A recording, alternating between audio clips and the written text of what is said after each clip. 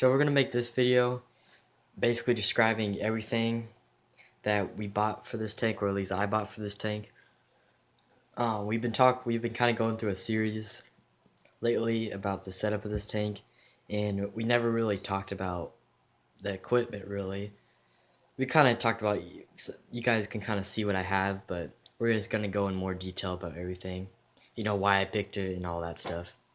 I am holding the camera by hand, so if it is shaky, my bad. It's what it is until I get some better stuff going, but it might be shaky if you guys are watching this. But I guess first off is, if somebody's just randomly watching this is the Innovative Marine Nouveau Black 20-gallon rimless.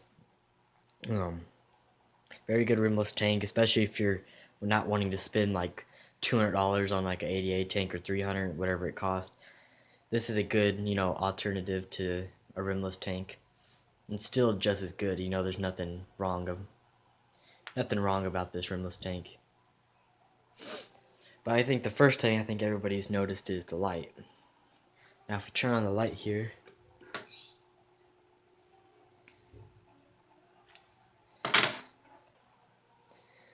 so as you can see, it's still cloudy because it just got set up yesterday basically. So new tank syndrome, it's gonna happen. Just gotta wait it off. But basically, this is the Finnex Planet Plus 24/7 SE. So it's the newer Finnex. Not a lot of people even have this light just because, not a lot of people just upgraded. The people that had Finexes basically just stayed with the same light. Because the regular Finnex 24/7, it's honestly perfectly fine. But what makes this different, it has the, the red lights that create photosynthesis even better than what the last one did. And I don't know how well you can see this. This is just a reflection off the bottom. But these middle lights right here, they actually have green, blue, and red throughout this whole middle. And then these are white, and then these are red. But these middle ones, they all have 3 different lights on them. And yeah, I don't think you'll be able to see that unless I turn it. And that's another nice thing about this tank is the light turns like this. It doesn't screw on my tank very well, so I can't really move it, all the way over. But it's still cool that they added that on there. But for my tank, it doesn't. I can't really use it that well as some people can. But I think the next thing is, the filter. So we have the Fluval 30. Probably gonna have to put a 50 on here one day. I don't know. It just all depends. But so far this filter is just fine. We got a sponge, and then we got the biomedia. I took half the biomedia out of this one and put it in this one. So I might have to buy more for this tank, but it's not gonna really affect anything too much. But I did take like half of that out. And then I just topped it off with the Pinkies filter. And then the heater, we went with the same as we got over there. Went with the Fluval M series heater again. They just look awesome, They look way better than any other heater. When your heater's out and open like this, it's kind of nice to have a better looking heater.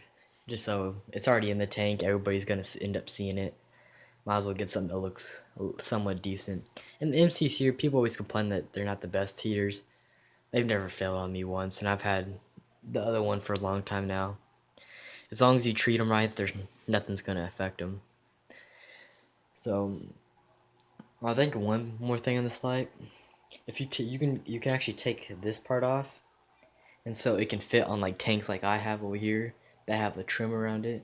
So Fluval kind of works with you there. They have this light can fit on like 3 different type of tanks, rimless, tank like that I have back there, and I forget what else it says in the manual, but they got you covered. Whatever tank you have, you're good. So the SC will basically fit on any tank, so you shouldn't be worried about buying it. The only thing you should be worried about is the length. But this is a 24-inch one. It didn't have to be extended much. It's perfectly fits this tank. But I guess this ain't really equipment, but down here there's 88, and this is all serious stone. just say that. And the cord, this is the sensor part. It actually has Velcro. So if you actually take this, it's really sticky. It hasn't really stuck very well so far. It's been kind of on here right now, but it's Velcro. So if you kind of, well, I probably just screwed it up now. I just kind of wrapped it. So if you ever have this is kind of a cool idea you can do. Just kind of wrap the cord around the screws part. And then I just put the Velcro, and then you can just Velcro it right there. So it kind of makes it look somewhat organized, you know. I hate that the cords, there's a cord right here, and then there's a cord up there. So it's like the fluvels, both of the cords come out the same end, so it makes it a little more better. But it's fine, you know. This is the best way you can organize it. It looks professional, so it just looks more organized than what we could have done, but it just keeps it out of the way. And then I put these little cardboard pieces. You can kind of see them better through here, but it's just to keep it, these screws, because these screws directly hit the glass to hold on to the tank, so it holds on. And so I didn't want it directly hitting the glass. So if you got anything, just something that's, I just cut these up because they look kind of nice to, you know, just cut them all nice and even and slide them in there. And if you have any piece like little cloth or something, just something that goes behind there, just so your tank don't get scratched. You know, we pay a lot of money for this stuff, so you want to keep your stuff nice. And really the last thing that I have that that I haven't put on Eheim skin. This is actually for both of my tanks. Now the reason it's not on here is because I bought it from Dr. Foster's and Smith. I actually got the light, the filter, and this from Dr. Foster's and Smith. But the top part right here, the thing that actually skims, it wasn't in the box. It wasn't even in the box at all. So I don't know during packaging, or I have no clue, but it just didn't come with it. So I had to email them, and they're sending a brand new one out. It's kind of cool because they said they'll send a totally new one back. I didn't have to send this one back, so basically I'm gonna have two for the price of one. Even though I won't have a top for one, I can at least, if the motor ever burns out, I have a replacement. Basically, I have replacement parts in here, extra suction cups, so that'll be nice. And then under the stand, yeah, I don't think you're gonna be able to see this, but yeah, you can kind of see right there. I have a power strip, and I basically have a hole somewhere. You can't really see it, but I have a hole, and the cords basically just go down inside the stand and plug in.